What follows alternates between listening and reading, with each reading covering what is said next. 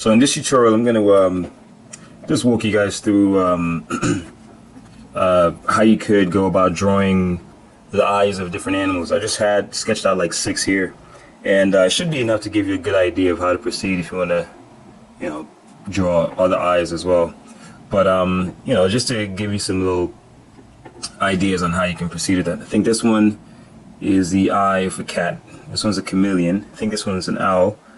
Not sure this is a rhinoceros, something like that. This is a frog, and I think this is like a chimpanzee or a gorilla or something like that. All right, but essentially the principle is pretty much the same. So I'm gonna go and start with this one. Now, the main thing I'll point out is that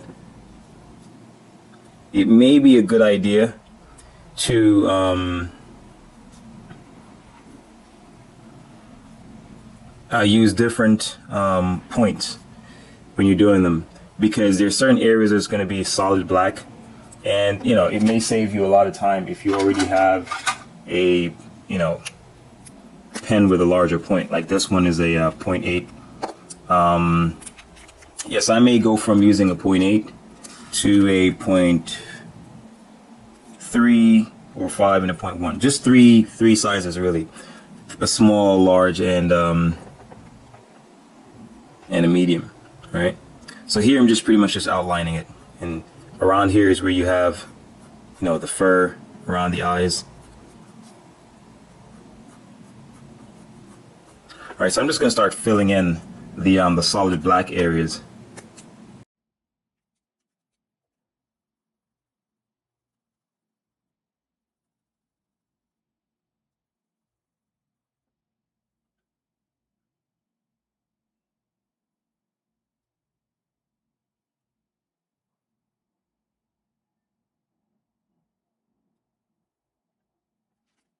All right, so now that I got that in, I guess around it, all you have to do is pretty much just, to create that sense of the texture of the hair, just using flick marks.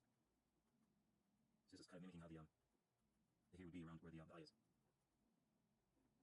I'm gonna start building in the hairs inside the eye. Right now, I'm just trying to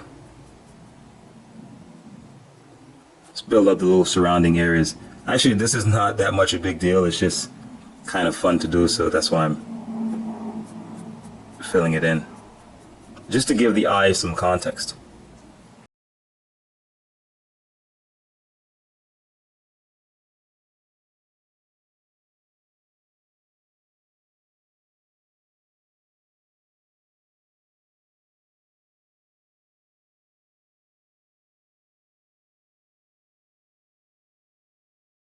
Now, what I'll do is, in these little areas, you'll find that, well, when you observe the eyes of like cats and so on, there's not so much just a bold line, but it seems like at the edges it fades into where, the white or the yellow of the eyes, or whatever the color is. So in this area, I'm just going to use little stipples, little dots, because the lines may be a little bit too much. So it may be a better idea to just use stipples, because they're light enough to create a sense of gradation from the dark to the light without making any strong marks. Because when you're doing eyes, it's really important that you be as delicate as possible, and that's what I'm trying to do here. Now, around the pupil, what you find is like a kind of like flares going out. So I'm just going to use dots like so. See, it's almost like you have something like this going on. See, so instead of, it's almost like I'm drawing that using dots.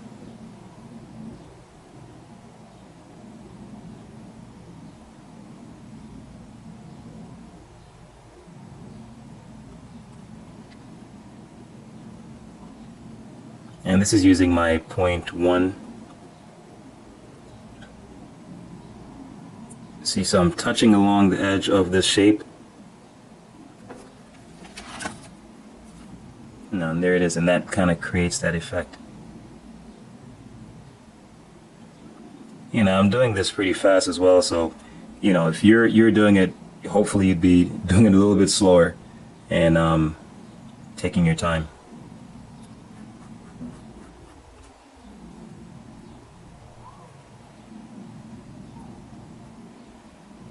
Yeah, and I think that's about it, you know, because as I said, you really don't want to overdo it, and you want to keep it as delicate as possible, but just enough to create that, you know, that illusion.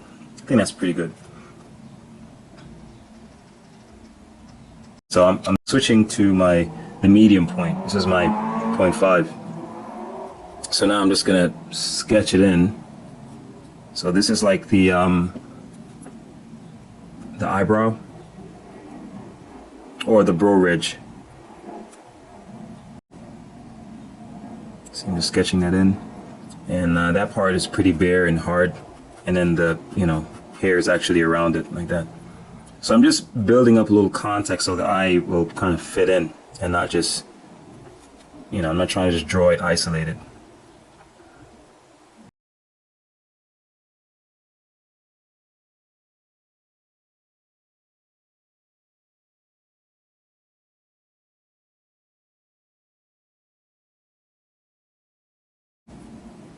So I usually, you know, as you see, just outline everything and then go in and lay in the deep values with a larger point just to save time.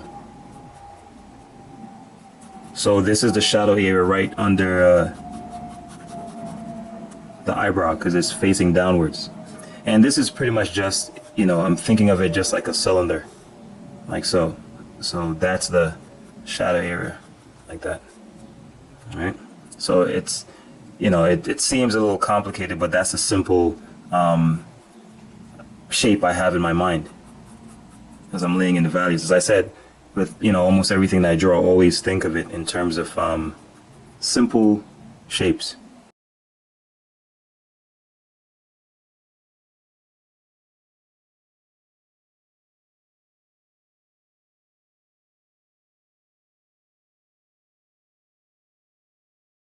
Now I'm going to switch to my 0.3 medium point. Start shading in the iris. See, I'm just using little lines, like groups of lines like that.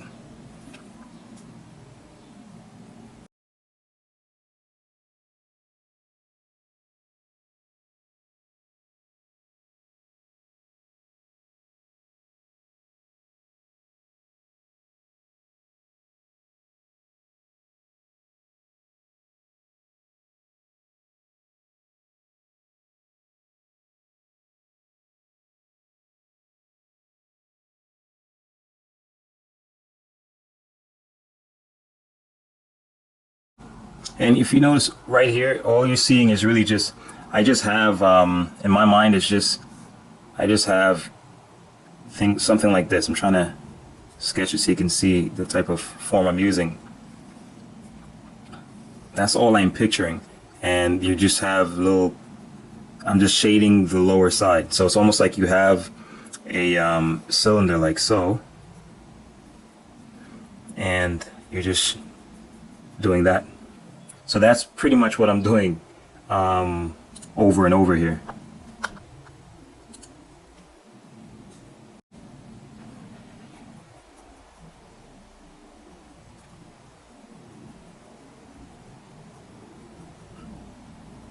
May not seem like it, but that's really what I'm doing. Yeah, and that pretty much creates that. Actually, I'll turn this over a little bit more, so I'll create some texture right here. This is the brow ridge.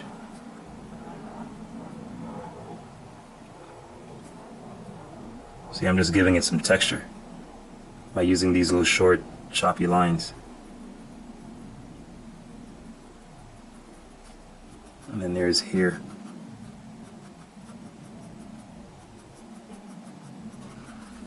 Alright, I think that pretty much gives the idea.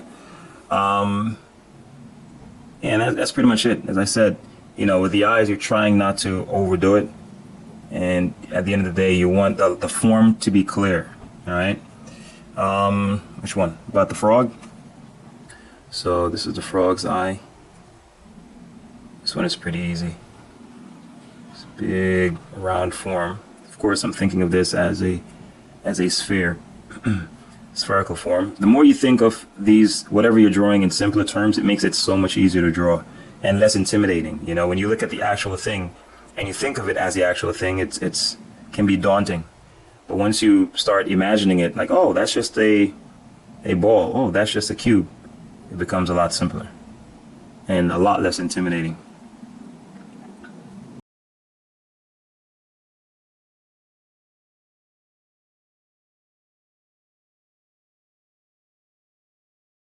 Texture or make it a little more interesting, I can pretty much do the same thing that I did here. I'm just gonna do it a little bit different just to make it a little bit more interesting. So I'm just circling the diamond like that with just dotted lines. That's all I'm doing.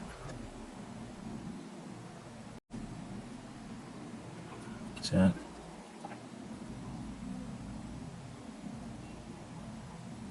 see, I'm picturing this as a tube. See, going around the eyeball.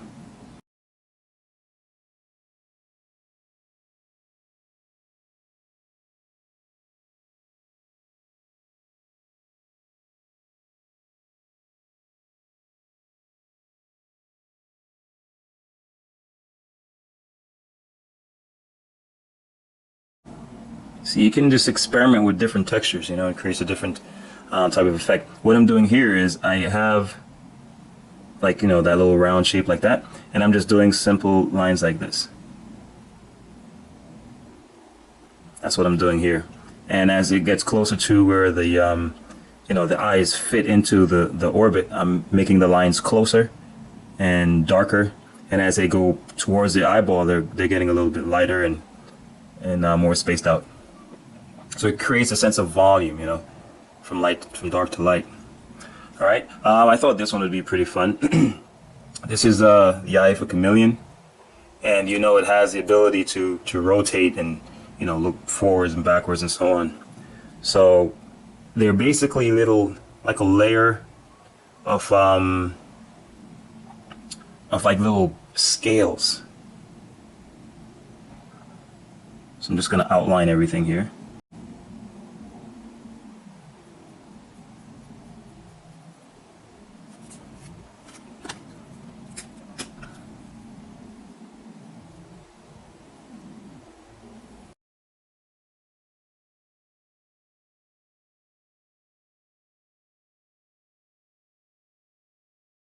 So I'm thinking of this like a cone, all right? Something like that. And you have the little, that's the pinnacle. So it's almost like it's like that. All right, and then there are rings around it, like so. That's what I'm envisioning, okay? And as it goes around, it's also, you know, this is also going from light to dark, from dark to light, okay? And on top of that, you have the little rings going around it. So I'm thinking of them at the same time like they're little, you know, tubes curving around, and then there are little circles also, right? That goes on top of it. So it's, you know, you're just creating texture. So it's kind of fun. So basically, I'm gonna make these little shapes darker in the areas where there's, you know, shadow, and then in these areas where it's lighter, I'm gonna make them lighter.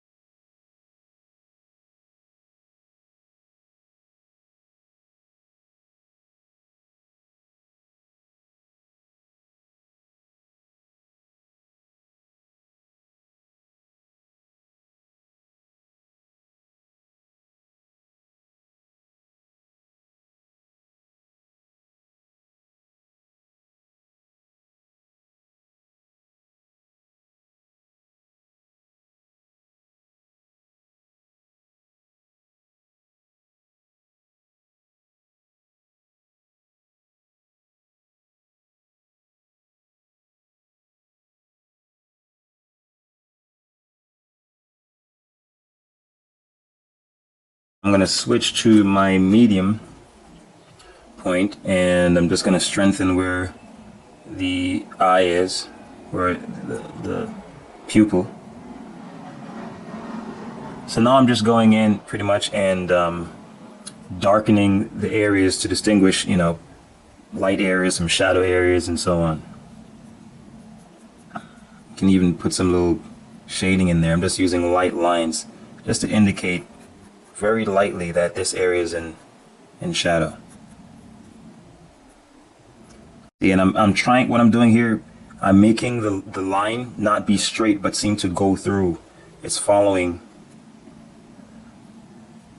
the texture. It has to reflect the texture as well. They're not just curved lines like that. It's more like so, going through the little scales and, you know.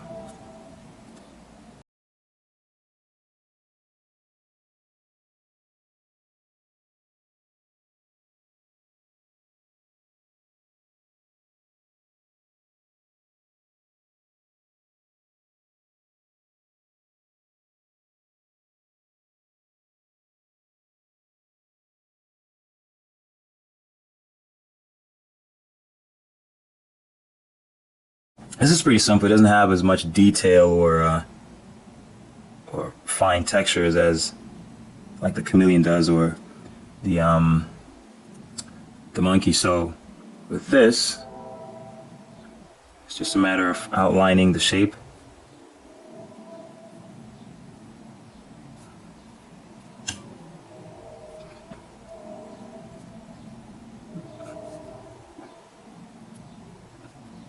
And once we got that done, we can just start going in and, as I said, filling in the dark, the areas that are fully black.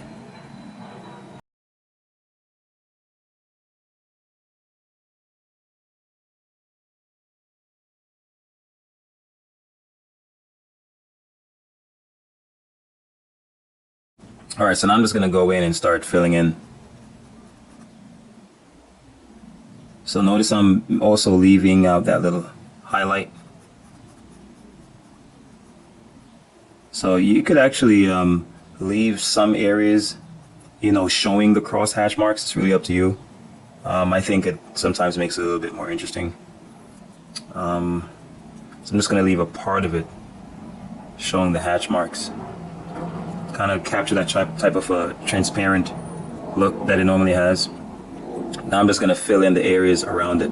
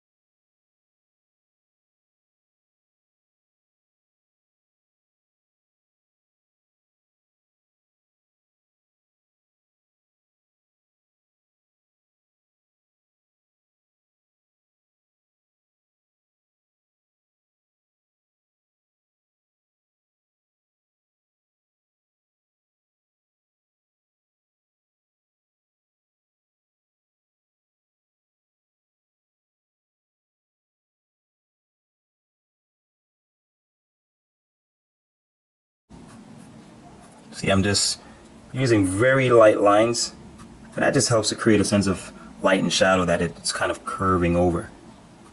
That's all that this does.